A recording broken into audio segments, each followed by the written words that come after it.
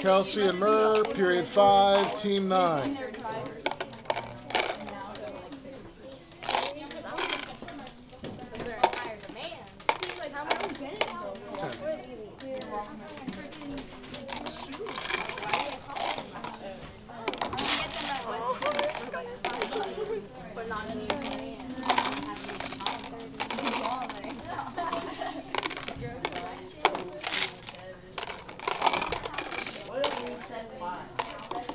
Uh-huh.